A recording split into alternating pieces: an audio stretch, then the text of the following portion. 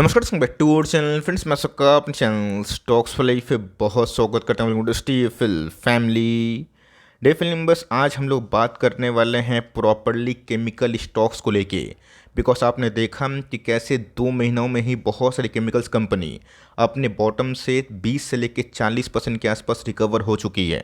इसी बीच में दोस्तों आपको याद भी होगा, मैंने आपको साफ साफ जब Q2 के नंबर्स हमने पढ़े थे और मैंने बताया भी था कि जल्दीबाजी में सिर्फ रिजल्ट को ऊपर से पढ़ के कोई केमिकल कंपनी को बेचने से बचे। बिकॉज ऑलरेडी बहुत सारी जो नेगेटिव न्यूज़ थे ना, वो डिस्काउंटिंग हो चुकी है। हमारा फोकस Q3 और Q4 पे होगा। और जी हाँ दोस्तों, H2 की बात की जाए जिसमें हमें Q3 और Q4 देखने को मिलते हैं, उसके पहले ही बहुत सारी केमिकल कंपनी में हमें रिकवरी देखने को मिली। लेकिन दोस्तों अब है रिजल्ट का टाइम। बिकॉज आपको अच्छे से पता है कि जस्ट नेक्स्ट वीक के बाद हम लोग प्रवेश करेंगे कौन से ईयर में, 2024। और वहाँ पे दोस्तों हमारा सबसे इंपॉर्टेंट टारगेट होने वाला है Q3 के नंबर्स और साथ ही साथ गाइडेंस कि कौन सी कंपनीज में रिकवरी होने के चांसेस है। बिकॉज आप सबको अच्छे से पता है कि जीडीपी डायरेक्टली केमिकल से लिंक होता है। मैं बताऊंगा ज़रूर, बिकॉज यहाँ पे कुछ अपडेट भी है और बहुत सारी केमिकल्स को मैं रिव्यू भी करने वाला हूँ।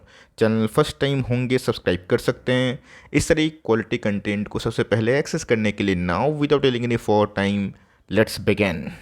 जी हाँ दोस्तों, मैं एक बात पहले ही बताना चाहता हूँ, केमिकल का इंडस्ट्री ना बहुत ही कॉम्प्लेक्स होता है। आप ये मत सोचिएगा कि कोई केमिकल कंपनी को आप होल्ड कर रहे हैं और दूसरे साइड से कोई केमिकल कंपनी भाग रही है, इसका मतलब आपके स्टॉक में प्रॉब्लम है। ऐसा कुछ नहीं है। बिकॉज आपको समझना पड़ेगा, भले ही आपका केमिकल वाला होल्डिंग वाला स्टॉक और दूसरा जो स्टॉक भाग रहे हैं दोनों ही केमिकल है, लेकिन यस उनके कंपोजिशन में काफ़ी चेंजेस हमें देखने को मिलते हैं। मतलब कैसे केमिकल्स में बहुत ही हद तक डाइवर्सिफिकेशन होता है, मैं बताऊंगा आगे वीडियो में। लेकिन दोस्तों आप सबको अच्छे से पता है कि 2020 के बाद 21 के मिड तक बहुत सारी केमिकल्स कंपनी ने बहुत ही अच्छा प्रदर्शन किया था। और उस समय आपको दोस्तों बताना चाहता हूँ कि कैसे पूरे इंडस्ट्री की बात की जाए वो 178 बिलियन डॉलर के आसपास थे। लेकिन दोस्तों ऐसा एंटिसिपेशन है, अगर ये इंडस्ट्री 10% से ऊपर के ग्रोथ रेट से आगे बढ़ी, जो बहुत ही हद तक पॉसिबल है, तो ऑफकोर्स कैसी इंडस्ट्री ना 300 बिलियन के आसपास ही पहुंच सकता है। तो जी हाँ दोस्तों, ये टाइम फ्रेम थोड़ा लंबा तो ज़रूर है, लेकिन यस मैं एक बात बता सकता हूँ कि +1 चाइना से और +1 यूरोप से बहुत से केमिकल्स को आने वाले दिनों में फ़ायदा हो सकता है। बहुत लोग सुनते तो ज़रूर हैं कि चाइना +1 क्या होता है, बट उनको समझ में नहीं आता। यही डाउट को तो मैं इस वीडियो में ना आपको पूरा क्लियर करने वाला हूँ। सबसे पहले क्या समझना ज़रूरी है कि केमिकल्स में जनरली अगर आप देखें ना, एक फार्मास्यूटिकल सेगमेंट्स होते हैं, एग्रोकेमिकल होते हैं, इंडस्ट्रियल केमिकल होते हैं और स्पेशलिटी केमिकल होते हैं। आपको समझ में तो ज़रूर आएगा कि कंपनी केमिकल की है, बट आप देखिए क्योंकि फार्मा को बिलोंग करती है, क्या एग्रोकेमिकल के लिए प्रोडक्ट्स बनाती है, क्या इंडस्ट्री के लिए प्रोडक्ट्स बनाती है, या फिर स्पेशलिटी केमिकल। हमेशा से देखा गया है कि स्पेशलिटी केमिकल जनरली बहुत ही हैंडसम जो रिवॉर्ड है वो देते हैं। और रही बात आने वाले कल में, अगर फार्मा में जो रिकवरी लोग बोल रहे हैं अगर ऐसा होता है, तो बहुत सी अमाइंस की कंपनी में भी ना आने वाले कल में तेज़ी आ सकती है। पहले अगर समझिए कि पूरा 2020 के बाद चाइना +1 से कैसे बेनिफिट मिला। आप सबको अच्छे से पता है कि 2020 के बाद लोगों का देखने का नज़रिया चाइनीज़ मार्केट से कुछ अलग हुआ। चाइना +1 का मतलब क्या है कि अब लोग जो बिज़नेस करते हैं या फिर इन्वेस्टमेंट करते हैं, वो चाइना में ऐसा नहीं कि पूरा निवेश निकाल ले रहे हैं, लेकिन अपने पोर्टफोलियो को डाइवर्सिफाई करने के लिए, अपने निवेश को डाइवर्सिफाई करने के लिए वो दूसरा ऑप्शन भी ढूंढ रहे हैं। तो ऐसा मत सोचिएगा कि चाइना से उन्होंने पूरा मनी को निकाल लिया है या फिर इन्वेस्टमेंट कर ही नहीं रहे हैं या फिर उधर पैसे लगा ही नहीं रहे कंपनीज़ में। लेकिन कंपनीज़ भी दोस्तों अब चाइनीज़ बाज़ार पे पूरा निर्भर नहीं है। तो ऑफकोर्स कैसे चाइना को काउंटर करना है। आप सबको अच्छे से पता है कि भारत से अच्छा विकल्प नहीं है। अब तो कैसे इधर पे ना ये खबर भी देखने को मिल रही है कि यूरोप के ऐसे बहुत सारे कंट्रीज़ की बात की जाए जो अब सीधा चाइना पे अपने डिपेंडेंसी को घटा रहे हैं। और ऑफकोर्स दोस्तों जो आपने 2020 के बाद चाइना +1 सुना था, अभी गैस जनरली मैं देख रहा हूँ कि 6-8 महीना साल भर से ना यूरोप +1 के बारे में डिस्कस हो रहा है। बिकॉज आप सबको अच्छे से पता है कि जीडीपी क्या होता है, कि हम लोग कितना प्रोड्यूस करते हैं, कितना खपत करते हैं। लेकिन दोस्तों आपको पता होना चाहिए कि अगर जीडीपी खुद क्रैश हो जाएगा तो केमिकल्स का डिमांड भी टूटेगा। लेकिन दोस्तों अगर रेट हाइक नहीं बल्कि रेट कट होता है, जो कि फेड ने क्लियर कट बोल दिया है, अगर ऐसा होता है तो जीडीपी में बढ़ोतरी होगी।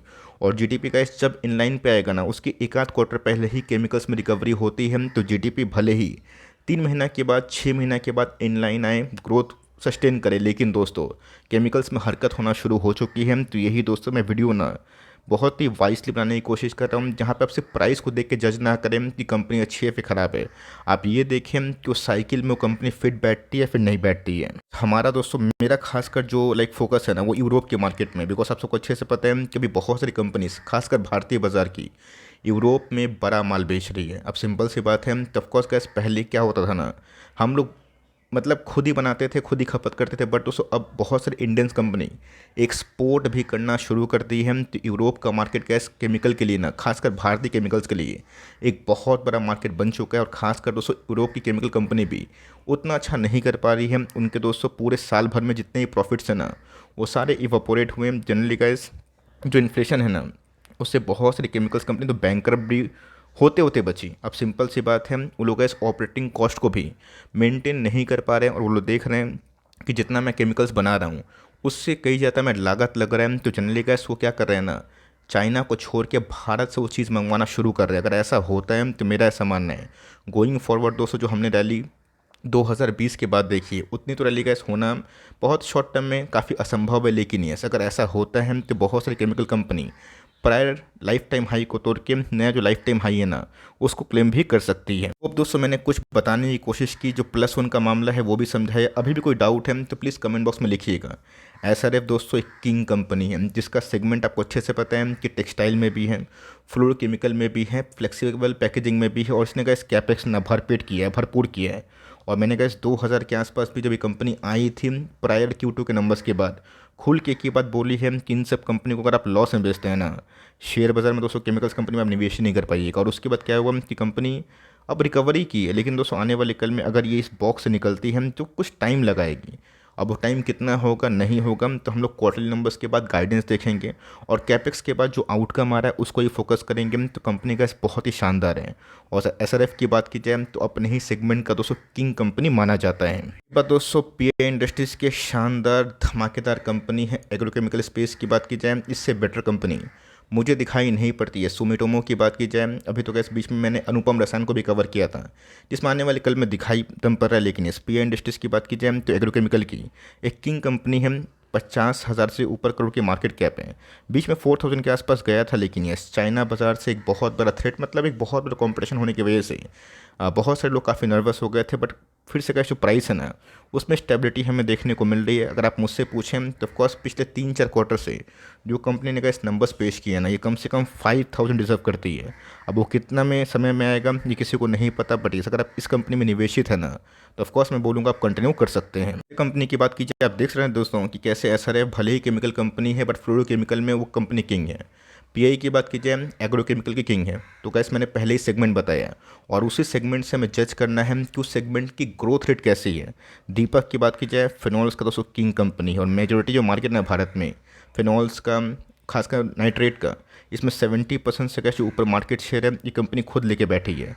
बीच में 1700-1800 के आसपास मैंने बहुत बार सुपर एमओस लिख के बताया था। अब बहुत लोगों ने एक्शन लिया तो 6 पैसे बने, नहीं ले पाए तो कोई दिक्कत वाली बात नहीं। आप चाहें तो Q3 की नंबर्स का वेट कर सकते हैं बिकॉज मार्जिन्स में रिकवरी होना शुरू हो चुकी है। और पीछे से गैस क्रूड भी जो बीच में 100 के ऊपर था ना उसमें अच्छी खासी गिरावट हो चुकी है। की बात की जाए तो ये भी कैसे एक धाकर कंपनी है। बीच में सुपर एमओस का लेवल था, मैंने बहुत बार कवर किया था। बहुत लोगों ने सही टाइम पे एक्शन लिया। तो आर्ट इंडस्ट्रीज़ की बात की जाए बेंजिन की एक लीडर कंपनी है और मेरा ऐसा मानना है कि 650 के ऊपर गैस कंपनी टिकती है। 700 क्लेम करती है तो 850 का कोई दूर टारगेट नहीं है। बिकॉज इसके पहले का जो हमने देखा था कि यहाँ पे कंपनी को एक सपोर्ट मिला था जो कि ब्रेक हुआ था।